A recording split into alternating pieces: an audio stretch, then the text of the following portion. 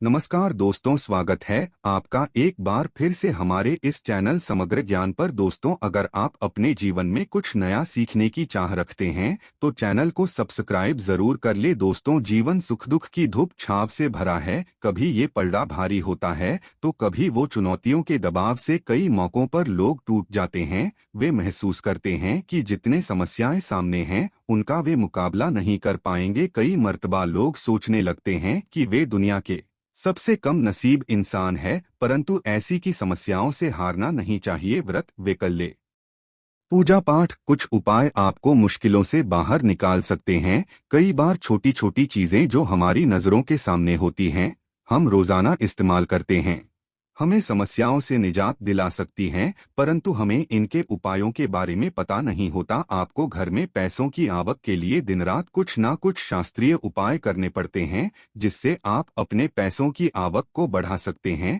आज हम आपको बताएंगे एक ऐसा अनोखा उपाय जो चमत्कारी माना जाता है, जिसको आजमाने के बाद माना जाता है घर में पैसों की आवक कई गुना ज्यादा बढ़ जाती है।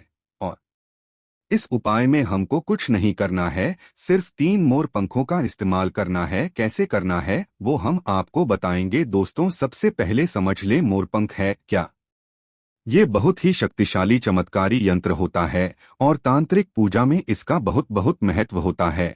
और आज से नहीं, प्राचीन युग से आपको पता ही होगा, जितने शास्त्र हैं, ग्रंथ हैं, वास्तु है, ज्योतिष शास्त्र है, सभी में मोर के पंख को बहुत इम्पोर्टेंट स्थान दिया जाता है।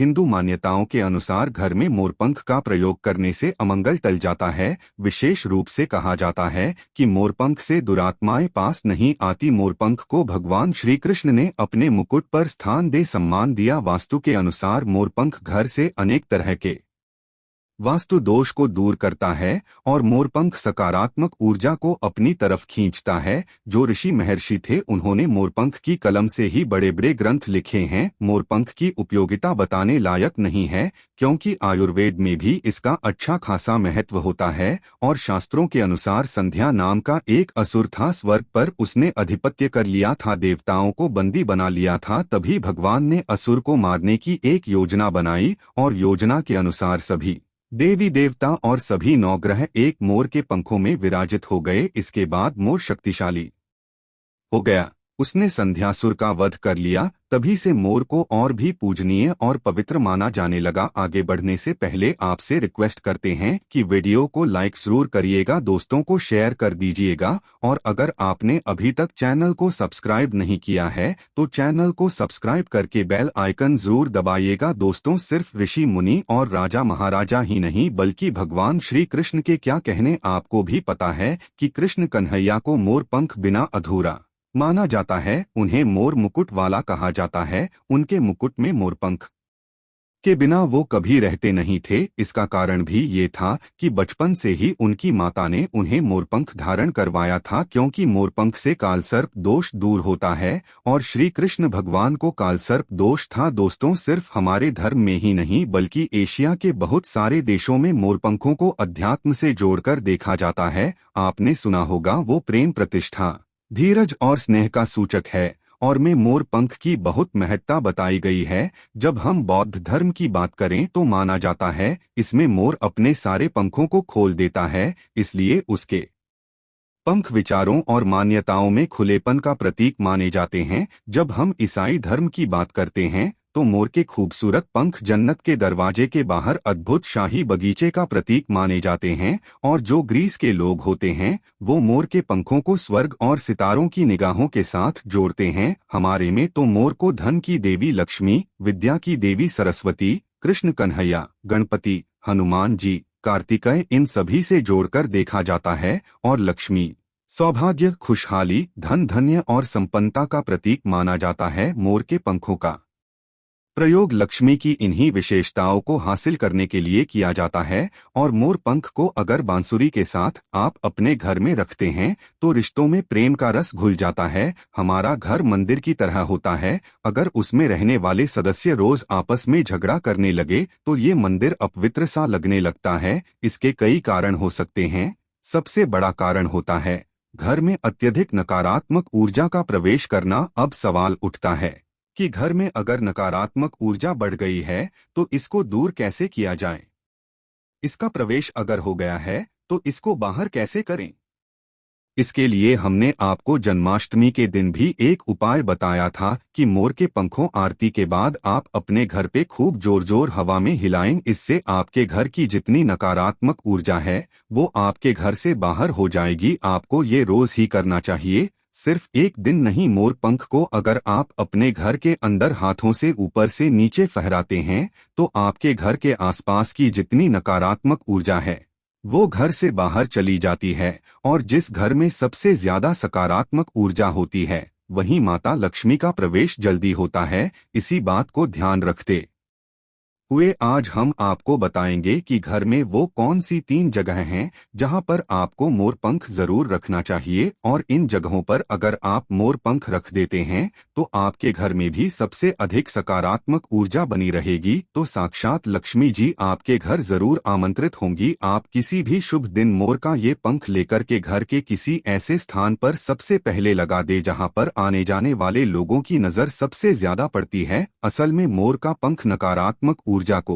अवशोषित करता है यानी कि एब्जॉर्ब करता है। इसलिए आपको इसको ऐसे स्थान पर लगाना चाहिए जहां ये सभी को नजर आए। मोर के पंख के ये उपाय न सिर्फ आपको बल्कि आपके घर के सदस्यों के जीवन में भी सुख और समृद्धि जरूर लेकर आएंगे। ये उपाय आप अपने घर पर किसी भी शुभ दिन से शुरू कर सकते हैं। और दोस्तों, अभी तो गणेशोत्सव का माहौल चल रहा है। ऐसे में अनंत चतुर्दशी के पहले गणेश उत्सव पूर्ण होने के पहले आप अपने घर पर अगर इसको लगा देते हैं तो माना जाता है ये कमाल का होता है। प्राचीन काल से आज की बात नहीं है, ये बहुत सालों से भगवान की प्रतिमा के आगे वातावरण को पवित्र करने के लिए, सब जगह वशीकरण के लिए, कार्यसिद्धि के लिए, भूत बाधा, रोग मुक्ति, ग्रह दोष, वास्तु दोष सभी के लिए मोरपंख बहुत ही यूजफुल माना गया है। खासकर जो स्टूडेंट्स होते हैं उनके लिए तो ये रामबाण का काम करते हैं। जो कहते हैं सरस्वती माता के उपासक होते हैं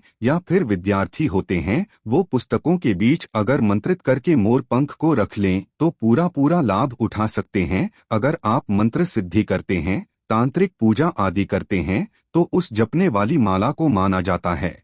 मोर पंखों के बीच आप रखते हैं तो आपकी मंत्र सिद्धि बहुत ही जल्दी होती है। घर के सभी अलग अलग कमरों में मोर पंख लगाने से घर का वास्तु बदला जा सकता है। एक मोर का पंख हमारे जीवन की दिशा बदल सकता है। अगर आप भी हर समय अपने पास मोर पंख रखते हैं तो हर कार्य में आप देखेंगे कैसे किस्मत आपका साथ देने लगती है। अगर केतु आदि के दोष भी हैं तो वो ग्रह दोष भी समाप्त होते हैं। स्पेशली अगर आपके घर में कोई ऐसा बच्चा है जो बहुत जिद्दी हो गया है तो मोर के पंखों से उसको हवा देने से धीरे धीरे उसकी जिद कम होने लगती है। अगर वो ऐसे नॉर्मली आपको हवा नहीं देने दें तो आप उसके जो छत का पंखा होता है उसमें मोर पंखों को लगा दें और पंखा जब चलेगा तो उसके चलने पर मोर के पंखों की हवा भी बच्चे को लगेगी। इससे धीरे धीरे उसकी हट जिद कम हो जाएगी। दोस्तों, मोर के पंखों को चांदी की ताबीज में डालकर नवजात बच्चे के सिरहाने रखते हैं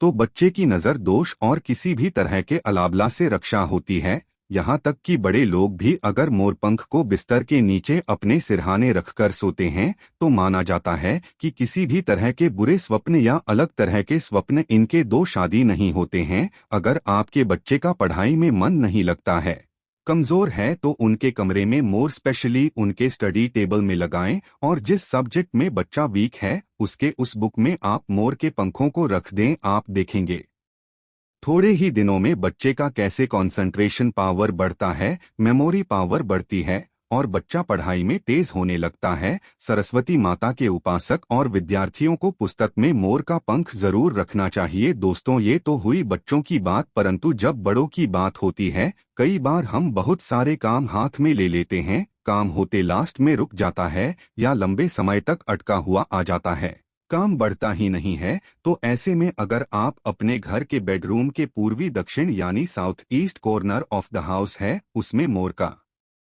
पंख लगाते हैं तो आपके अटके हुए कार्य पूरा होने के योग बनने लगते हैं। घर में अगर पैसों की बरकत नहीं होती है, धन आता है रुकता नहीं है, तो इसी कोण में यानी दक्षिण पूर्व कोण में आप इसको लगा देते हैं तो घर में बरकत बढ़ती है और अचानक कष्ट जो आते हैं या एक्सीडेंट जैसे अचानक जो प्रॉब्लम्स आती हैं, उन सब से आपको मुक्ति मिलती है। चाहे तो आपका जो घर है या फिर दुकान की जो दक्षिण पूर्व दिशा है, वहां पर मोर का पंख स्थापित करते हैं, और व्यापारिक स्थल में अगर आप इसको स्पेशली स्थापित करते हैं तो आपके घर में कभी भी पैसों की कमी नहीं होती। आप चाहें तो अपनी जेब में या डायरी में मोर का पंख रखें, इससे भी आपको राहु दोष प्रभावित नहीं करता। और मन चाहा पैसा कमाने के बाद भी अगर पैसा नहीं टिकता है तो आपके घर के साउथ ईस्ट कॉर्नर में मोर पंख जरूर लगाना चाहिए। एक और फायदा है मोर का पंख घर में लगाने से, वो ये होता है कि घर में अगर आपके आसपास सांपों का डेरा है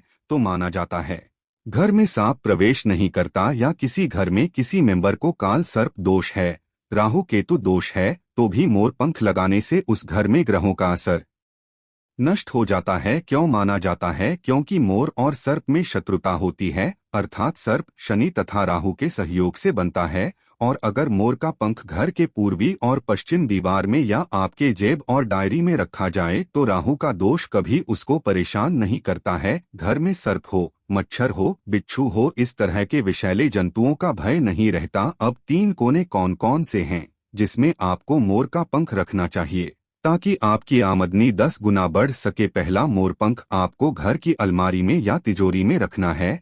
आप घर में जिस स्थान पर सबसे ज्यादा पैसा रखते हैं वहीं पर मोर पंख आपको रखना चाहिए। इससे आपकी तिजोरी में धन बढ़ने लगेगा, साथ ही साथ इससे पहले से रखा हुआ धन धीरे धीरे खर्च होगा। आप खुद देखेंगे आपकी सेविंग बढ़ने लगेगी, बरकत बढ़ने लगेगी और धन की इनकम दिनों दिन बढ़ती चली जाएगी। दूसरा, मोर पंख आप अपने घर के मंदिर में रखें या घर के ईशान कोण यानी north east corner of the house में रखें, या फिर जहां पर आप घर में भगवान को रखते हैं वहीं इस मोर पंख को रख दें। चाहें तो आपका बंडल बनाकर रख सकते हैं, या फिर आप चाहें तो श्री कृष्ण भगवान के मुकुट पे इसको धारण करा सकते हैं। और रोज आप जब भगवान की पूजा करते हैं उस समय इस मोरपंख की भी आपको पूजा करनी चाहिए। इससे आप देखेंगे पैसों के मामले में किस्मत चमक जाएगी और धन आगमन के नए द्वार आपके लिए खुलते चले जाएंगे। तीसरा, आपको कहाँ रखना है? आपको अपने बेडरूम में बिस्तर के नीचे रखना है।